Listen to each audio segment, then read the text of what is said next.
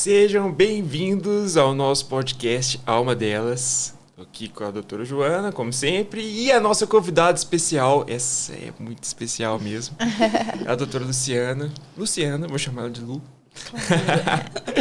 Ela vai se apresentar, mas eu já quero antecipar que eu sou seu fã. Ai, meu Eu acompanho Deus. de longe o seu trabalho, a sua trajetória e tudo.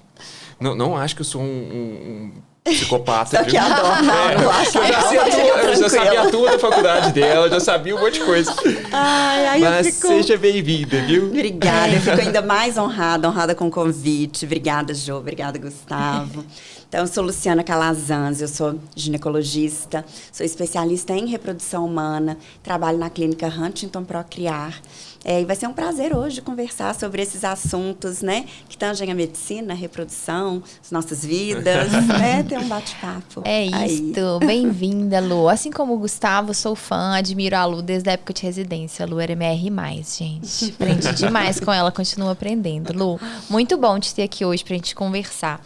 E assim, já estávamos ali com a cabeça fervilhando de coisas que a gente quer conversar, né? Mas eu acho que um tema que a gente quer explorar aqui com a Lu é muito sobre a reprodução humana. E os caminhos que surgiram, né? E os caminhos que estão surgindo. E tem muita coisa aí que ainda é polêmico, muita coisa que é revolucionário. Muito. Teve muitas... A própria reprodução humana é algo revolucionário, né? Porque você imagina... Até pouco tempo atrás, né? Se não engravidava, era isso aí. Era. É uma ciência muito recente, né? Uma especialidade muito recente. Em quanto tempo, assim, que você consegue congelar óvulos, por exemplo, e fazer uma fertilização in vitro? Olha, o primeiro bebê nascido de reprodução assistida, Louise Brown, nasceu em 1978. Então, é muito recente, né? A FIV, claro, era muito menos... especializada do que hoje, né? Era tentativa e erro, com muito mais erro do que acerto, né? Vem evoluindo de lá para cá. E o congelamento de óvulos é ainda mais recente, porque até pouco tempo, o congelamento de óvulos era feito com um congelamento lento. E a taxa de sobrevida dos óvulos era muito baixa, era algo em torno aí de 50%, ou até menos do que isso. E foi depois que foi inserida a vitrificação, que é um congelamento rápido, que o óvulo conseguiu tolerar esse congelamento e descongelamento melhor, né? A gente pode falar um pouquinho mais sobre isso, mas foi a partir de 2012 que o ASRM, né, a Sociedade Americana de Medicina Reprodutiva, considerou a técnica como não experimental. Então, é muito recente. A gente está vendo a ciência acontecer. Né? Até por isso também acho que a gente vê nos últimos tempos essa questão do congelamento de óvulos está cada vez mais presente na vida das pessoas, né? Até pouco tempo atrás a gente não ouvia falar disso. E hoje em dia eu acho que congelar óvulos é algo que permeia o pensamento das mulheres ali quando elas vão chegando em determinada idade. Então, essa é até uma... Inclusive, uma coisa que eu aprendi nesse podcast é que se você tem 28... Se eu estiver falando errado, vocês me falam. 28, 30, já sabe que carreira tá longa, que vai demorar para engravidar, congele ovos. Tô errado. É isso. Tá chegando nos 30, o melhor conselho que se pode dar é esse seu mesmo, porque a gente congela óvulos jovens, com boa qualidade, bom potencial reprodutivo no futuro. Né? Mas o que mais está me intrigando, você também, eu vi uma reportagem... Isso. Eu fiquei louco quando eu vi. Era uma reportagem no metrô de Nova York, ou seja, não é nada científico. Não é uma revista científica, não é numa discussão entre médicos, né? É como se fosse uma propaganda mesmo, né? Tenha um super bebê. Selecione seus genes, tenha os bebês mais inteligentes do mundo. Que isso? Eu consigo fazer isso? Você fala assim, aqui, amor, não vamos para Nova York? Vamos aproveitar e escolher um super bebê. Vamos resolver também essa parte. Você consegue geneticamente escolher um embrião que seja o mais inteligente, o mais rápido, o mais alto, o mais bonito, o mais charmoso? Ô, Gustavo, a resposta simples quero carisma. A resposta simples é não, gente, não. Então, primeiro a gente tem que entender o que eles estão oferecendo. O que eles dizem que eles conseguem entregar. São algumas empresas aí, poucas empresas no mundo que oferecem isso. E o que realmente existe de possibilidade hoje. Então, é isso. A gente chama isso de marketing genético. Tem até um termo, né? E um ponto importante é que, olha, tá exposto no metrô, né? Esse marketing, ele não está chegando para o paciente, essa informação não está chegando para o paciente, para a pessoa, né? Que nem é um paciente, que é só o cidadão comum, né? Não está chegando através de uma informação médica, filtrada, bem orientada, foi isso que com evidência. Me deu uma assustada, né? assim. Então, está chegando na pessoa sem ser por uma via médica, e isso também é um ponto que a gente tem que entender. Bom, então o que a gente tem que já é possível hoje, né? Tecnicamente, já é possível a gente fazer um sequenciamento do genoma do embrião. Então, a gente avaliar os genes e entender onde tem mutações, onde não tem, quais genes estão ativos ali. Cada gene é um pedacinho do nosso material genético que é responsável por uma característica. Isso. Então, hoje a gente consegue sequenciar esses pedacinhos e saber as características, possíveis doenças. Isso, perfeito. Detalhes até de crescimento e tudo. Características, né, não só físicas, né, fenotípicas que a gente fala, mas características de, igual o Gustavo falou, de doenças mesmo, né? Que eu acho que isso é mais importante. Importante demais. Então, vou dar um passo atrás, tá? Antes da gente entrar nesse super bebê. Então, o que hoje a gente tem na nossa prática clínica rotineira, né? A gente tem a possibilidade de avaliar os cromossomos dos embriões. E aí, né, pra gente entender, os cromossomos são as grandes estruturas que armazenam os nossos genes, né? Então, é como se o cromossomo fosse um prédio e o gene é cada apartamento que tem ali naquele prédio, tá? Então, a gente consegue, rotineiramente, isso no Brasil, né? A gente consegue avaliar se um embrião tem a quantidade correta de cromossomos, né? Se ele é euploide ou se ele é aneuploide. Isso está muito bem estabelecido. Fala muito mais sobre viabilidade daquele embrião. Embriões aneuploides, em sua grande maioria, não são aptos à gravidez ou evoluem para uma perda gestacional geralmente precoce. Uma pequena minoria pode dar origem a um nascido vivo aí com alguma alteração cromossômica. Tá? Então, por exemplo, o síndrome de Down é facilmente rastreável por essa análise cromossômica. Por essa análise cromossômica que a gente chama de PGTA. Né? Então, isso é rastreável, sim. A gente veria lá, tem um cromossomo extra, né? O 21 são 3 e não apenas um par, isso é rastreável. Tá? Isso não nos diz nada sobre os genes, né, daqueles embriões. Mas também na nossa prática clínica, a gente já consegue hoje rastrear doenças monogênicas. Mas para isso, eu preciso saber qual gene eu estou procurando, tá? Então, eu tenho na minha família um gene, por exemplo, da atrofia muscular espinhal. Tá? Então, eu já sei, tem vários casos, já mapearam os genes. Então, a gente vai mapear aquele gene no genitor, no pai ou na mãe, e vai mapear esse gene no embrião. Bom, a partir dos embriões formados daquele casal, geralmente doenças monogênicas recessivas, tá? Então, a partir dos genes daquele casal, o que a gente vai fazer? A gente vai entender quais embriões carregam aquele gene, quais embriões têm os 2 genes mutados e quais nem carregam e, enfim, não são nem carreadores. E, obviamente, hoje, então, já é possível excluir esses embriões. Esses embriões, os afetados, né, os que carregam os 2 genes mutados que vão dar origem à doença, a gente não transfere. Quando a gente tem embriões que não tem nenhum dos genes mutados, eles são a escolha. E quando a gente não tem, a gente vai sentar com o casal e descobrir, olha, ele tem o gene recessivo, ele não vai manifestar a doença, mas ele pode transmitir esse gene no futuro.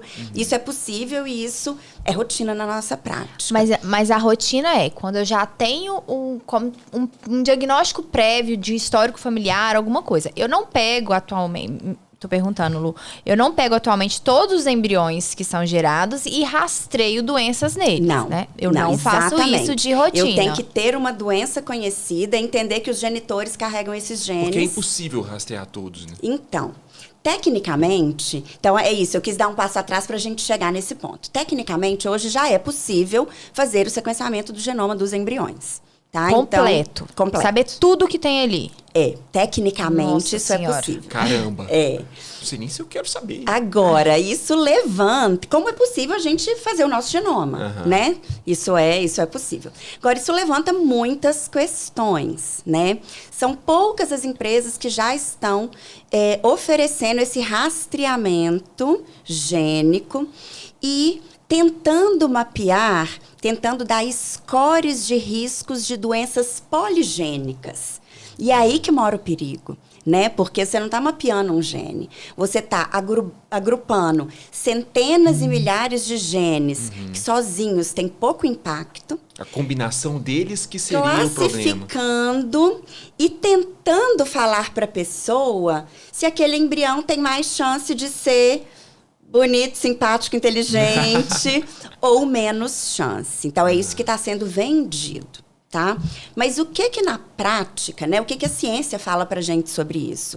Que, na verdade, o que a gente consegue colocar são riscos relativos populacionais. Isso não se traduz necessariamente num determinismo individual daquele embrião. Então, está sendo projetada uma coisa de forma simplista, que, na verdade, não é entregue dessa forma, né? Então, quando a gente fala aí dessas condições poligênicas e multifatoriais, a gente tem até algum conhecimento, alguma informação um pouco mais robusta para algumas doenças como diabetes tipo 2, doença coronariana, né? Então, quando a gente vai fazer scores poligênicos, eles acertam moderadamente para esse tipo de doença mais estudada. E eles vão dar um score, mas isso não quer dizer se aquele indivíduo vai ter ou não diabetes ou doença coronariana. Só uma probabilidade. E uma probabilidade comparando entre embriões. Então, ele vai te falar o seguinte, olha só, esse embrião tem 8% de chance de ter diabetes. Esse aqui tem 10% pelo score dele, né? Não quer nem dizer que isso é na prática. Esse aqui tem 10%. Esse aqui é o super bebê. Enquanto, na verdade, esses dois embriões estão ainda muito sujeitos a aos impactos do meio, comportamentais, de alimentação, estilo de vida, ambiente, né? Então, entrega-se muito menos do que um cartaz de super bebê pode falar. Porque eu acho que a expectativa que gera na pessoa que vê um anúncio desse é justamente esse, né? Vou escolher ali, meu filho vai ser genial. Exato. Mas aí é aquela coisa, eu peguei os meus genes, os genes do parceiro, juntei ali no embrião, mas quem garante que eu tenho o gene da genialidade ali também pra buscar seu parceiro bebê, tem, né? você te falar. Sinto muito, mas você não tem, seu marido não tem, seu filho não vai ter jeito de ter. Então, eles talvez vão tentar falar o seguinte, tem dos seus embriões. Tecnicamente tem, mas clínica e eticamente não. Isso. Mas aí você pegou num ponto extremamente delicado também, o eticamente, né? Aquela história, se é possível, mas eu devo fazer só porque é possível? Exatamente, essa é uma pergunta importantíssima e a gente tem que ter muita humildade na ciência e com calma nesse sentido também, concordo plenamente. E agora, não sei qual de vocês dois falou da altura, por exemplo. Também é um exemplo, porque eu falei que moderadamente ele conseguiria predizer alguma coisa sobre diabetes e doença coronariana. Então, vamos ao exemplo da altura. O exemplo da altura, quando a gente vai fazer os scores, ele poderia explicar um pouco por que a população escandinava é mais alta do que a população chilena, por exemplo. Entende? Ou da América do Sul. Então, ele consegue te mostrar quais são as centenas de genes que, estando presente ali, vão predispor a essa altura populacional maior. Mas isso não quer dizer que individualmente a gente consegue fazer essa mesma leitura. Então, quando a gente vai avaliar, por exemplo, para scores de altura, filhos do mesmo pai e da mesma mãe vão ter os scores idênticos praticamente. E aí eu tenho um exemplo prático, né? Que, não sei, né? A maioria das pessoas aqui não me conhece, mas eu sou muito pequena, eu meço 1,50 m, eu tenho um irmão de 1,85 m, né? Mas se a gente fizesse os scores, meu e dele, sendo do mesmo pai e da mesma mãe, isso não teria nenhuma diferença. Então, não daria para saber antes. Não daria para saber qual era o embrião daquele casal com maior potencial de altura. Entendi. Porque isso é multigênico e poligênico, e a gente vai ter muitos genes em comum. Pra gente isso não vai aparecer. Então, eles estão vendendo uma resposta que na prática não existe. Para inteligência, né, gente? Para inteligência, eu já vi anúncio falando assim, escolha o embrião que tem menos chance de desenvolver ansiedade. Nossa, gente. Além de ser poligênico, é multifatorial, né? Isso é meio absurdo, né? Porque igual você falou, assim, pensando em inteligência. Inteligência depende dos estímulos que aquele bebê teve, de questões alimentares, de milhões de coisas. E ainda pensando para ansiedade, como é que você está prevendo, inclusive, o que vai acontecer na vida daquela pessoa, né? Porque o que possivelmente pode gerar ansiedade ou não. Para vender, né? Porque sabe que a ansiedade é um mal do século atual, né? Exatamente. E aí, não, você gera um medo, gerando um medo, você gera uma receita. Que exatamente. O medo, então, todo mundo tem medo dos filhos serem ansiosos. Aí você acaba falando, não, já sei que esse medo existe. Deixa eu cercar tudo, né? Todo mundo quer cercar tudo. E eu acho que quando a gente... Ter o controle, né? Ter o controle, que a gente vinha falando um pouco antes, né? E o controle, a gente não tem jeito de ter controle de tudo. Quando a gente se dispõe a ter um filho, né, gente? Eu acho que a gente... É uma forma de abrir um pouquinho mão do controle de tantas coisas, né? E eu acho que quando a gente fala de ter filhos, tudo, é um ponto tão sensível para as pessoas, né? A gente sabe, e você principalmente, Lu, que acompanha mulheres e casais nesse período, essa fase de tentar engravidar, a ansiedade que isso gera. Então, você está fazendo uma propaganda para um casal que tá sensibilizado, ele tá vulnerável. Então, eu acho que chega a ser meio criminoso você vender dessa forma para uma pessoa que já está fragilizada com aquele tempo. Se vai ser possível engravidar, muito menos se vai ser possível ter esses genes, né? As expectativas que você gera. E pessoas que às vezes nunca teriam infertilidade, às vezes vão se submeter a tratamentos que têm custos em todos os sentidos, né? O custo financeiro, principalmente um custo emocional, né? Físico, né? Físico, enfim, por uma pressão, às vezes, de uma propaganda que não é tão verdadeira assim. Não é que ela é falsa no sentido de que não existe o score poligênico. Existe, mas ele não entrega tudo isso. Entendi. Né? Eu tenho uma dúvida. Se algumas doenças a gente já consegue, e eu tenho na família diabetes, que é muito comum, pressão alta, vale a pena você tentar fazer a fertilização para poder selecionar os seus embriões que não tenham essas doenças ou rastrear para outras doenças. Mesmo você sendo um casal saudável, que pode engravidar espontaneamente, mas você fala assim, não, eu estou querendo correr menos risco. Existe essa possibilidade ou não? Isso é antiético, por exemplo? Eu não acho nem que é antiético, mas isso ainda não é viável na prática clínica para essas doenças poligênicas e multifatoriais. Assim, a gente não consegue entregar esse resultado, né? Então, isso ainda não está na prática. Isso é isso. Tem 3 empresas no mundo que estão começando a fazer propaganda disso, com todas as ressalvas. Mas, por exemplo, cromossômica tem jeito. Cromossômica tem jeito. Só que a chance é muito pequena e não vale a pena. Aí a gente tem que discutir com o casal, porque o risco de doenças cromossômicas, ele aumenta com a idade, né? Então, eu acho que é importante uma conversa muito ética, muito honesta, muito sincera com o casal de quais são os riscos daquele casal ter um bebê com uma doença cromossômica, né?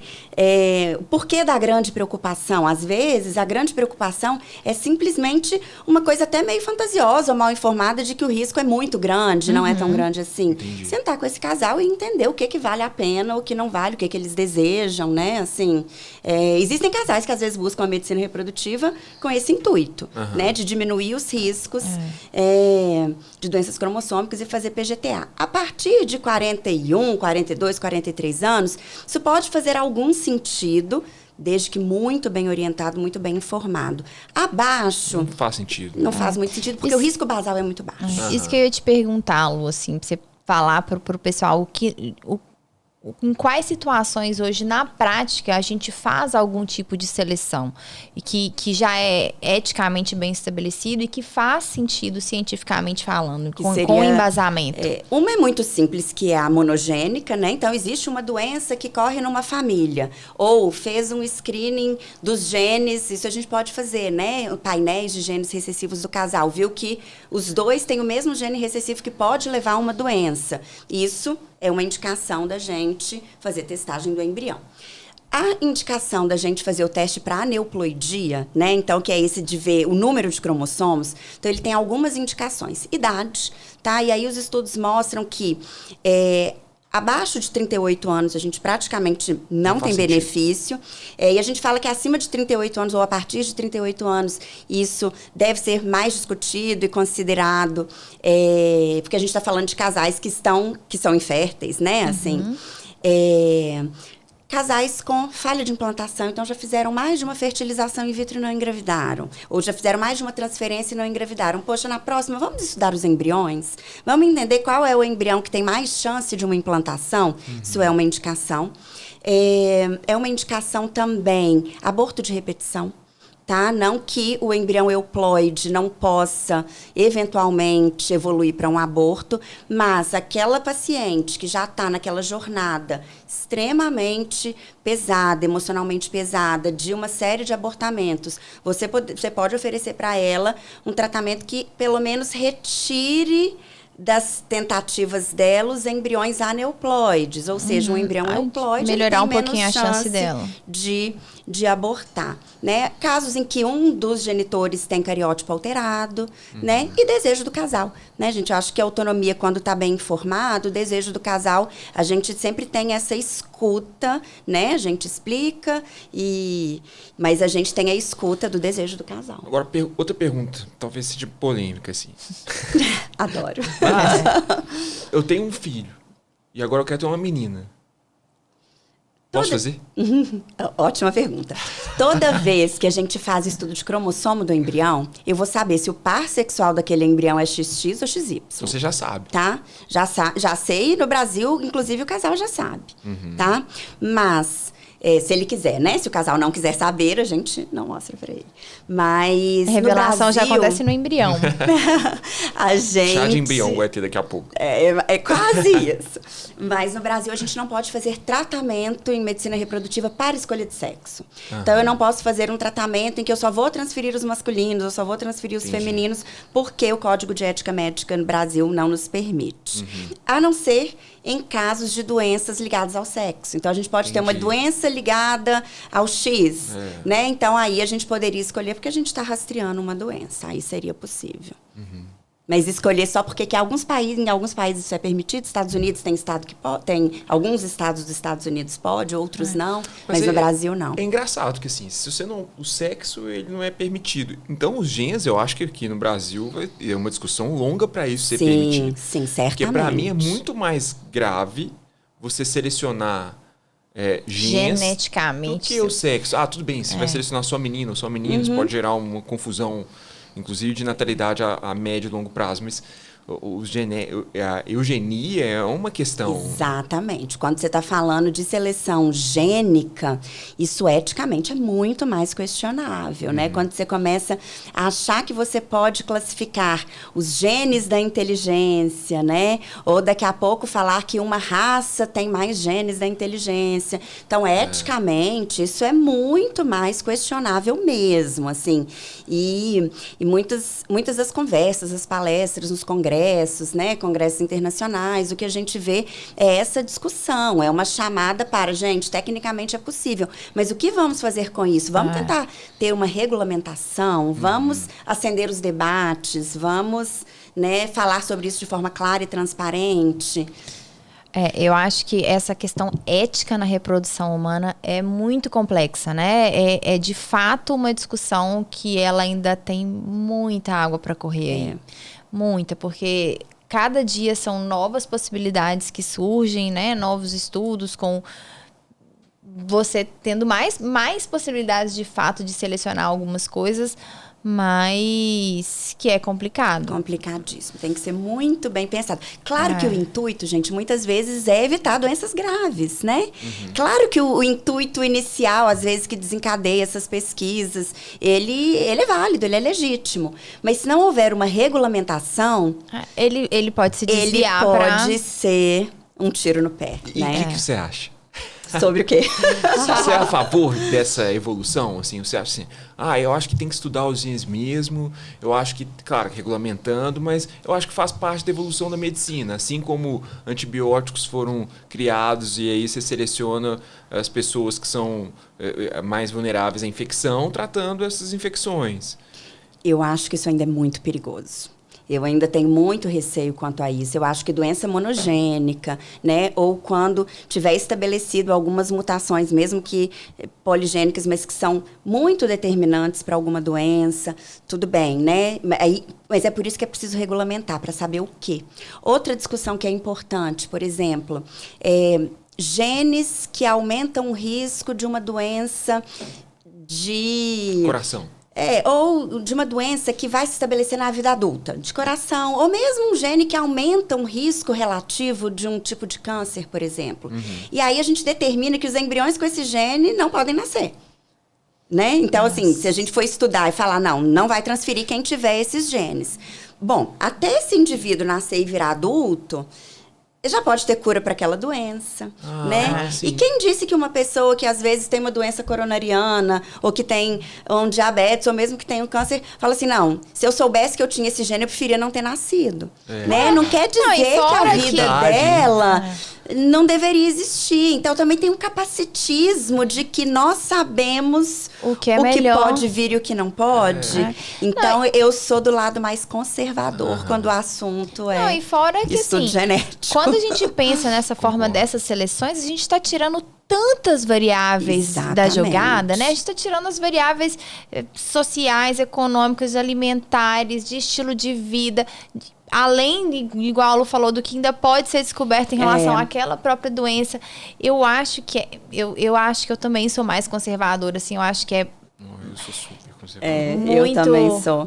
E outra reflexão que eu acho importante, já que nós estamos aqui, né, nessas perguntas e reflexões interessantes, por exemplo, e o direito da criança, que um dia vai ser um adulto, mas daquele indivíduo, de não saber? Né?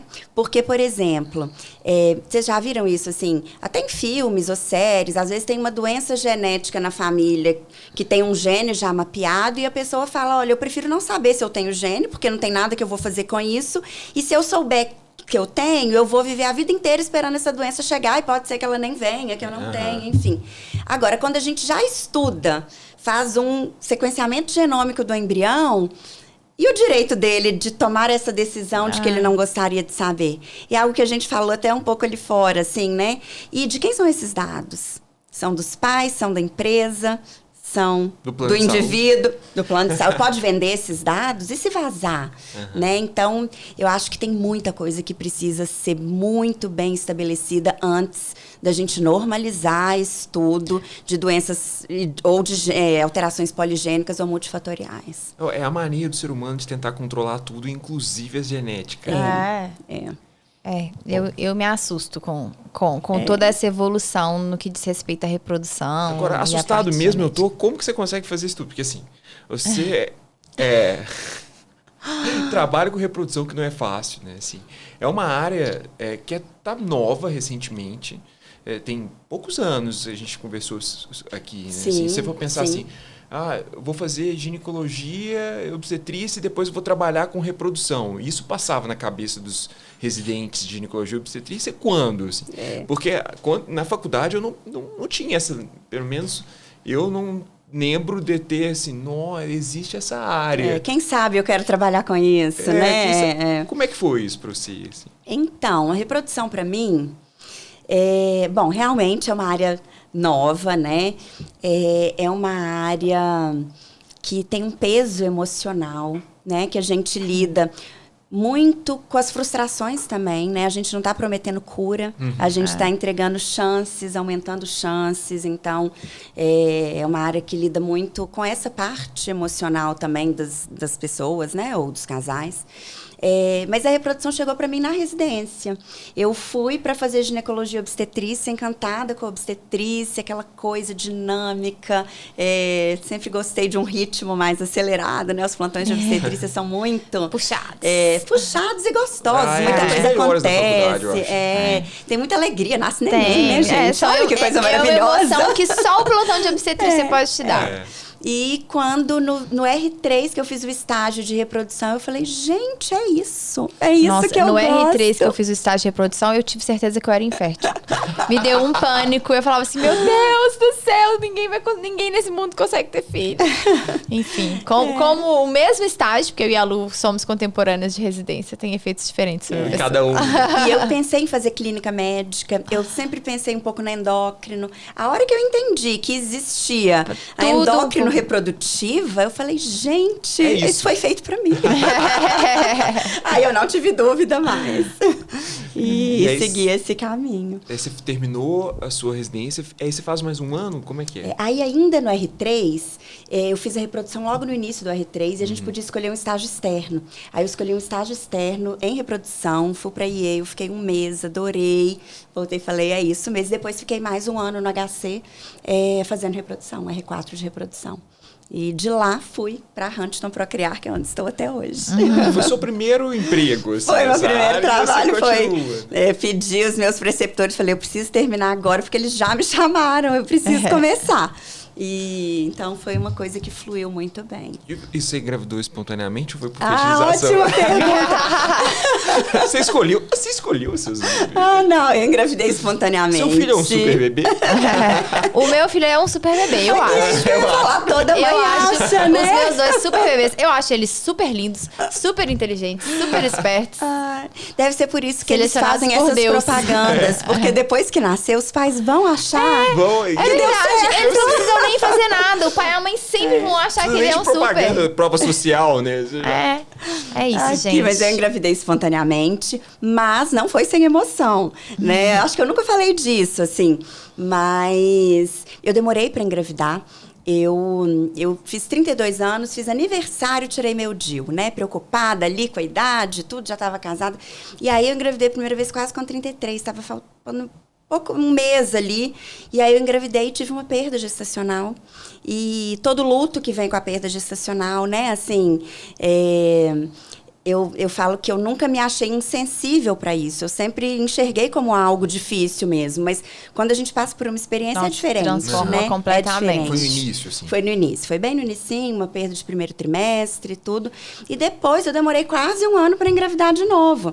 E aí, quando eu falei, gente, chega, né? Vão pro tratamento, tô aqui dentro. E aí eu tava ali esperando menstruar para poder começar a FIV. Tava pronta para começar a FIV. E a menstruação atrasou. Aí eu fui tomar uma pílula para escolher a data da FIV, tomei errada, porque ginecologista não sabe tomar pílula. E nessa eu engravidei espontaneamente no 45 do segundo tempo, foi quando veio Bernardo. Que coisa boa. Então, mas as experiências reprodutivas passaram por aqui, e eu falo muito isso com as minhas pacientes. Então, eu comecei a tentar engravidar com 32, Bernardo nasceu uma semana antes de eu fazer 35. Então, mais uma vez, a gente acha que tem controle de tudo, né? Eu vou esperar até tal data, porque a hora que eu quiser eu vou conseguir. E nem sempre é tão assim, né? Exatamente. E a sua gestação não foi uma gestação sem controlada? Emoção. Sem emoção, gente, né? Não foi. Nossa Senhora. Pandemia. Então, fiquei grávida na pandemia. Você passou por isso também, né? Não grávido, mas... A Lulu... Durante uma gravidez durante a pandemia. Você também teve gravidez na pandemia, Não, João? quando tudo fechou, o João tava com 9 meses. Entendi, você já tava com um bebê. E pra quem ficou grávido na pandemia, vai lembrar disso certamente. Era um pânico, porque você virava grupo de risco, né? Eu morria de medo da Andresa pegar a Covid na época. Num primeiro momento, eles até não sabiam se era grupo de risco, se não era. E depois ficou claro, né? Não assim, se que tinha mais complicações. Quase nada no início, né? E é isso, eu acho que o que foi mais difícil de estar grávida na pandemia, de depois ter um bebê na pandemia, eram as incertezas, né? A gente caminhou num pântano. Foi. Uma areia movediça, né? As informações mudavam, como é que prevenia, né? Então a gente não sabia, não podia ir na rua ou tinha que limpar as compras, vocês lembram disso? Lembro. Limpava tudo. Limpava tudo. Nossa, chegava loucura. E como é que seria realmente essa transmissão? Então, foi um período desafiador e eu acabei tendo Covid, né? Então, Você estava trabalhando, Lu? Eu estava trabalhando em consultório. Então, eu fui, assim, era neurótica de Covid em vários aspectos. Eu dava plantão na época, assim que eu descobri a gravidez, eu saí do plantão, eu não ia no hospital. Mas consultório, depois de um tempo, eu voltei a atender, com máscara, face shield, distanciamento, que a gente podia, né? Mas eu acho que houve um momento, assim, que a coisa relaxou um pouquinho, no sentido de que a clínica encheu um pouco mais, de que a gente começou a fazer pequenas concessões, que eu nem sei exatamente quais teriam sido, porque assim, eu não saía, não encontrava pessoas, não tinha socialização além do trabalho, mas eu continuei trabalhando um pouco, assim, no ambiente de consultório.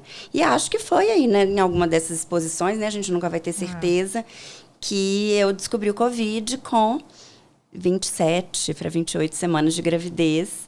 E mais uma vez sobre o controle, né? Aí a gente acha que tem tudo controlado. Aí eu lembro de ligar pro meu obstetra, doutor Anderson Lamaita, maravilhoso. E aí eu liguei, Anderson, eu só não sei como que eu vou conseguir ficar 15 dias em casa. Por quê? Sem trabalhar. Porque, né, assim, muito agitada, achando que tá tudo controlado. Mas, infelizmente, foi um Covid um pouco mais grave, né? Que teve um pouco mais de repercussão. Foram mais de 15 dias afastada. Ficou entubada. Você tem 7 a 8 dias. É muito grave. É muito grave. E desafios, né? Que a vida vem mostrar pra gente que a gente não tem controle de tudo. Acho que quando você voltou, assim, qual foi a sua primeira preocupação? Então, Você entendeu que você sobrevivia? O que você tinha passado, assim, né? Porque eu imagino que quando você volta do CTI, 7 dias entubada, você primeiro precisa ser... Calma, gente, Que dia que é hoje, me fala né? aqui o que aconteceu. Você nem sabia, né? Quanto tempo você ficou? Não sabia. E o que aconteceu? Assim, eu fui pro hospital, né? Então, tive um período em casa e não melhorava. Fui ao hospital 3 vezes até ser internada, porque também não saí internando, hospitais lotados, né? Era o último caso. Né? E aí, quando eu fui internada, aí fui direto pro CTI, mas com catéter de alto fluxo, aquele medo de entubar. Mas eu estava emocionalmente equilibrada. Claro que com medo, claro que, né, tudo muito incerto, privada das visitas, ninguém podia ir, né, assim, eu tive o grande privilégio de o meu irmão ser médico do hospital, né, o Lucas, cirurgião lá no Mater Dei, então ele tinha acesso, então eu tinha contato com o meu irmão, mas não eram permitidas visitas de familiares, não vi mais meu marido, né. Nossa, até coitado, que... Tô pensando se fosse... De casa, né. Caramba. E aí chegou um momento que precisei ser entubada e eu lembro, inclusive, de pensar assim, eu não posso fazer um grande drama sobre isso, assim, não vou desesperar, não vou chorar, então. Não vou sair ligando para despedir, porque eu vou voltar, é isso, só preciso descansar meu pulmão, E aí todo assim, né, assim, o cuidado também é muito... a forma como as pessoas te cuidam é muito importante, né? Eu lembro da doutora Tereza Gamarano, que foi, inclusive, quem fez a minha intubação, me falando, Luciana, você só precisa descansar, você é nova, eu nunca perdi uma paciente nova como você, saudável como você não tem outros fatores de risco. Então, a forma que a pessoa te coloca te tranquiliza muito também, né? Mas aí fiquei entubada, sedativos, e a grávida não pode usar todos os sedativos, né? Então, eu fiquei 7, 8 dias, não sei, com Propofol e ketamina, que são drogas que dão muita alucinação, muito delírio. Então, quando eu acordei, gente, eu estava em Nárnia. desnorteada. Oh, meu Deus. Assim, você lembra? Lembro. Eu lembro desse desoriento, de não saber o que era, de ter delírios persecutórios, assim, enfim, teve um dia a Raíssa, minha cunhada, vocês conhecem, né? Então, a Raíssa também, cirurgiã lá no Mater Dei. E aí, um dia, eu já estava lá no processo de extubação e tudo, né? Começando a superficializar. E aí, ela falou, tô com dó da Lu. E desamarrou, ficava toda amarrada, desamarrou. Eu puxei a mão dela e mordi. Era o nível de confusão mental que eu não lembro disso, me contaram, assim. Caramba. Mas era o nível de confusão mental que eu saí do processo. Mas devagarzinho, a gente vai recuperando, mas com muita irritabilidade, com muita confusão mental ainda. Então, tudo me irritava. Tudo, eu não sabia que dia era, eu ficava perguntando, Natal já passou? E era, sei lá, 5 de dezembro, né? Eu perguntei para minha mãe um dia, assim, eu já estava em casa, eu perguntei para minha mãe, você é mãe minha e de quem mais? Assim, eu não sabia o que estava acontecendo, né? E então, eu acho que... Bom, mas aí voltando, eu acho um pouco a sua pergunta, assim, aí entendi, vivi. Né? Mas e agora, o que eu vou fazer com isso? Com esse corpo em frangalhos, com essa mente em frangalhos. E aí a gente... E grávida.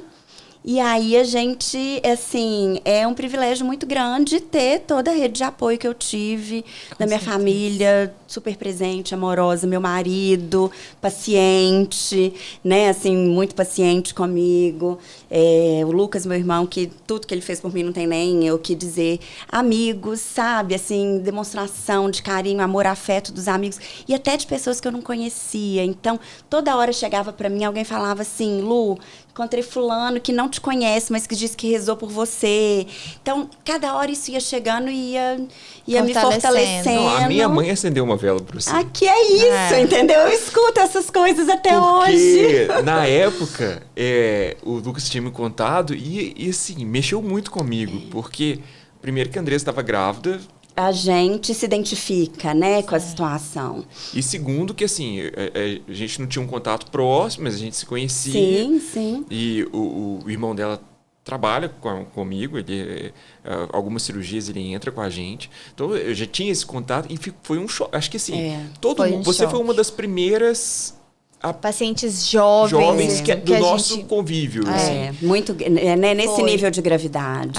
Foi um susto, assim. Eu lembro de nós ali, as pessoas da época da residência, a gente estava todo mundo, assim, muito angustiado. Porque de fato, foi assim, ninguém sabia, Foi no início, né? foi o primeiro choque, assim, que eu acho. Que a gente teve, né? Mas graças a Deus, né? Graças a Deus, e é isso, com muita fé, muito apoio. E quando o Bernardo nasceu, 2 meses depois, eu já estava bem fisicamente e emocionalmente, assim. E talvez eu nunca tivesse pensado nessa importância tão grande da reabilitação pós um CTI, por exemplo, porque não é o tipo de paciente que na ginecologia a gente lida, né? Enquanto médico, eu não acho que eu tinha encarado essa realidade, assim, olha que eu jovem, então uma recuperação muito mais rápida, mas não é, antes eu falava assim, estubou, né, você escuta alguém, um artista, tal, estubou, que bom, viveu, pronto, acabou, ele deve estar tão feliz, né, assim. Não é tão simples, né, Lu? Tem um processo, mas que graças a Deus que esse processo existe, né, que a gente tá ali para poder encarar esse processo. Isso. Não, aí hoje o Bernardo tá com... O Bernardo tá com 4 anos, faz 5 anos em fevereiro. Tá ali, lindo, esperto, desenvolvendo bem. É um super bebê. O meu super bebê. Super bebê. Porque depois também veio esse medo, né? Ficou sem oxigenação. O que vai acontecer? Então, os medos foram surgindo, mas... Nossa, eu é acho verdade. que até na evolução, assim, com 3 meses, os marcos neurológicos, você deve ter ficado assim, será que foi alguma coisa afetada? A gente ficava... Mas você sabe que eu tive muito medo antes dele nascer. A hora que ele nasceu, que aquele neném tava no meu colo... Eu não fiquei muito neurótica, assim. Aí ele era espertinho, já começou a acompanhar o olhar daí a pouco. Eu falei, pronto, já deu tudo certo. Mas é isso, eu acho que assim... de fé também, a questão do Covid, além de ter sido... Assim, gente, sério. E na verdade, quando eu olho pra trás hoje, acho que as pessoas... esqueceram muito rápido, né? Tipo assim, tem tão pouco tempo e a gente já vive normalmente. Era pra não ter nem briga de trânsito. Você fala assim, isso não importa nada. Vocês lembram cadê do aquela COVID, história que a sociedade ia melhorar depois disso, Exatamente. Né? Mas eu acho assim que foi uma coisa tão fora do que a gente imaginava até então. E que foi tanta coisa que a gente foi tentando entender e descobrindo ao pouco. E eu acho que ainda tem tanta coisa que a gente vai entender e vai perceber que veio disso daqui, que a gente não consegue nem imaginar. Tipo, vou dar um exemplo, que a dentista dos meus meninos falou que tem alguns estudos falando de algumas fragilidades na formação do dente que eles estão atribuindo aos bebês que tiveram Covid até os 6 meses de idade. Caramba. Um monte de coisa, assim, e eu fico imaginando tanto de coisa que vai aparecer, assim, sabe? Se a gente falou de ciência recente do ponto de vista de medicina reprodutiva, isso é muito mais, né? O Covid é hoje, né? Exatamente. E a gente ainda não sabe, a gente ainda não tem a noção real da repercussão que isso vai ter daqui pra frente. Eu não acho que é só uma vacina a mais que a gente vai ter que tomar pra sempre, né? Tem muita repercussão pra gente ir entendendo e descobrindo aí ao longo dos anos. Da saúde mental, até da elaboração de tudo que esse isolamento todo Com trouxe certeza. também, né? Houve muito sofrimento Muito. no Covid, né? Muito. E o que eu atendo de paciente, não sei se vocês também, assim, perguntando, seus pais vários perderam alguém da família de Covid, vários, assim. Então, você vê que é uma história que atravessa as famílias mesmo, né? Sim, assim, a gente vê, não é uma assim, história lá longe, nossos né? filhos pequenos, que teoricamente eram muito pequenos, eles se lembram que houve uma época que as coisas eram diferentes. E eu tô falando de um bebê que o João, quando começou, tinha 9 meses. Quando as coisas foram começar a melhorar ali, ele já tava perto dos 2 aninhos. Mas assim, foi um período longo, né? Foi. E acho que essa questão que você trouxe aí da saúde mental, dessa repercussão também acho que é algo... Talvez... Para a saúde mental seja algo que tenha dado um pouco mais de visibilidade da importância da gente cuidar da nossa saúde mental, né? Porque o impacto desse isolamento, a ansiedade que isso gerou foi tão grande que as pessoas tiveram que passar a dar mais atenção para isso, né? Tem que aprender com isso, né? Tem. A gente tem que aprender primeiro que a vida é finita, porque é um grande erro do ser humano é achar que nunca vai morrer. Sempre com o outro, né? Não, mas aí começa a tentar ver alguma justificativa. Mas ele fumava, né? Não, mas ele... Encontrar desculpas para tudo, né? Isso é um mecanismo de defesa, né? Quando você pensa isso, você afasta a doença de você, né? Mas eu tomo... Se eu não fumo... Exatamente, mas eu tomo vinagre todo dia de manhã, então... O meu shot de limão me garante vida eterna, quase, né? Mas isso pode acontecer com qualquer um, né? Assim, a morte, ela é a única certeza que a gente tem. E essa morte, de uma hora para outra, que foi muito evidente no Covid, ela... Pode acontecer fora do Covid, óbvio. Né? E a gente esquece disso, né? Passou a pandemia, eu vejo as pessoas parando de falar, não, cadê aquela intensidade, né? Que todo mundo falou, depois que isso acabar, eu vou viver... Não, vou preocupar com muito menos. Agora eu vou viajar, vou fazer... Foi no começo até que teve, né? Assim, agora as pessoas já começam a ter os problemas, a se importar com coisas que não precisam, a criar caso com pequenas coisas e deixar de ser feliz, quando na verdade a promessa era o contrário. E eu acho que as pessoas assim se esqueceram muito rápido de que, gente, isso pode acontecer de novo. E isso é... Você sabe que um dia eu fui fazer uma aula de yoga e tinha uma pessoa tossindo tanto numa sala fechada que eu falava, meu Deus, não aprendeu a usar máscara, sabe? Eu falava, eu tenho uma criança em casa, não sei, não quer dizer que isso é Covid, mas você tá com uma coisa muito... Que seja um resfriado que a gente já normalizou atualmente, né? Você tá com uma coisa muito florida de sintoma, protege o outro, né? Assim... Alguns pequenos cuidados, né? Pois é, as pessoas... É isso que eu tô falando que às vezes me assusta. As pessoas já esqueceram, sabe? Esses cuidados que a gente achou... Não, acho que vai ficar de lição. Quando a gente estiver doente, a gente vai usar. Vai ficar de lição, por exemplo, você não vai chegar num bebê recém-nascido e botar a mão na boquinha dele, na mão. São lições que a gente... Eu, pelo menos, né? Tô falando por mim. Eu achava que as pessoas iam levar pra vida. E não, as coisas voltaram. As pessoas se esqueceram muito rápido de uma coisa que foi muito intensa e muito grave. Bom... Luciana, eu quero te agradecer imensamente. Gente, eu que tenho que agradecer, que conversa deliciosa com esses profissionais, assim, que eu adoro e admiro. Bom, eu queria que você desse uma palavrinha, assim, primeiro sobre essa questão de brincar de Deus, né? Porque eu acho que isso é perigoso, né? Essa questão de você poder escolher os genes, escolher características.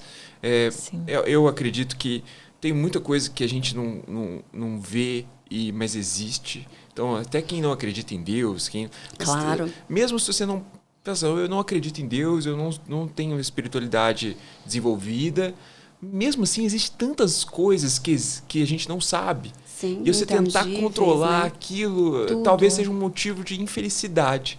Quando, na verdade, você está selecionando genes para ser feliz, porque você quer um filho perfeito, um super bebê, e, na verdade, você está criando uma infelicidade para você e para ele por várias outras variáveis, né?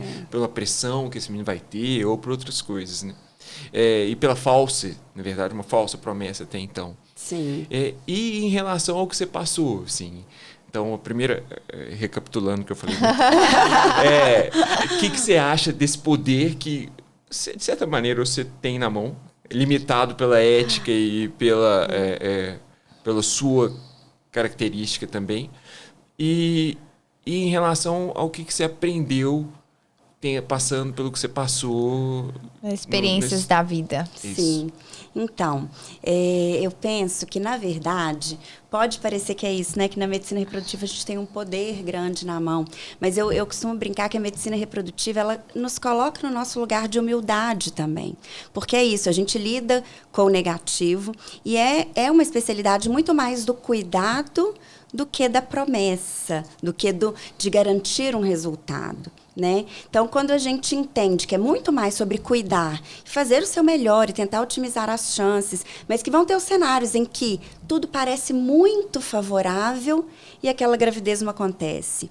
O dom divino da vida, daquele embrião implantar ou não implantar, a gente não sabe, né? Cada um vai ter sua fé, vai chamar de uma coisa ou de outra, mas esse dom divino não está na mão, né, dos médicos, tenho certeza disso. Perfeito. E o contrário também, às vezes uma situação com um prognóstico tão reservado, né, assim, paciente com uma idade mais avançada, 1, 2 óvulos, um embrião, você fala, poxa vida, não tá com cara, e vai lá, engravida de primeira e dá tudo certo. Então tem algo mesmo que é o intangível, que não está nas nossas mãos.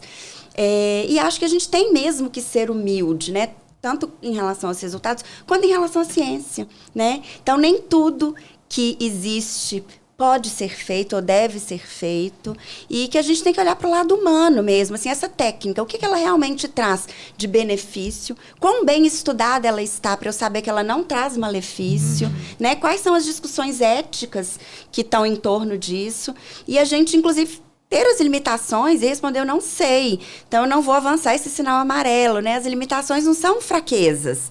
Eu acho que as limitações, às vezes, são ética mesmo, de dizer, olha, perfeito, isso aqui precisa ser melhor estudado, melhor regulamentado. Né? Eu acho que a gente pensa igual, acho que estamos todos aí na mesma linha. E sobre o que eu acho que eu aprendi com esse processo todo, né, assim, eu acho que eu vou continuar na mesma linha, que é muito sobre o cuidado com o outro, né, assim, eu fui muito bem cuidada, muito bem amparada, e eu tenho muita gratidão por tudo isso, assim, desde toda a equipe do hospital, né, como eu falei, quanto as pessoas que estavam perto de mim, esses carinhos que eu recebi, e isso muda o nosso olhar para o outro, né, se isso não nos melhorar em nada, então as experiências, né, não valem de nada na vida. E por último, tentar entender que nós não temos controle sobre as coisas, porque nós não temos. A gente pode querer se enganar e achar que tem. A gente tem controle sobre algumas coisas, mas a vida tem um curso que eu acredito que é muito importante a gente ter boa saúde mental, porque todo mundo vai encarar dificuldades, que se a gente estiver bem, a gente vai lidar melhor com elas do que se a gente não tiver. Você aprende a ter um pouco de controle sobre a sua percepção em relação ao fato. Exato. E colocar o fato também no lugar dele, né? Isso me aconteceu, isso não sou eu, isso não acabou com a minha vida, né? Assim, isso me aconteceu. E aí? Como é que eu vou encarar isso, né? Assim. Perfeito. Colocar o fato no lugar dele. A gente tem uma tendência a superestimar as nossas experiências, né? Mas é isso, Lu. Muito, muito, muito obrigada. Gente, que delícia. Eu que Amei agradeço. Ter você aqui. Achei que foi super legal, assim. Uma grande honra. E uma coisa que eu queria ter falado, e que eu não falei ainda, é que o seguinte, essa iniciativa é maravilhosa, né? E quando a gente fala desse tanto de informação que tem por aí, né? E a gente vem discutir um papel ético, a gente vem traduzir uma informação. Eu acho que nós, médicos, que temos essa preocupação, nós somos responsáveis responsáveis por levar isso para o paciente de forma adequada, né? Então, assim, isso. parabéns por terem essa iniciativa de ter obrigada, conversas interessantes. É isso. Ainda mais contar com pessoas incríveis. Exatamente. As conversas só são interessantes porque a gente tem tido sorte de ter pessoas interessantes aqui com a gente, né? Espero que vocês também tenham gostado. Obrigado por ter ficado aqui com a gente. E até a próxima. Até.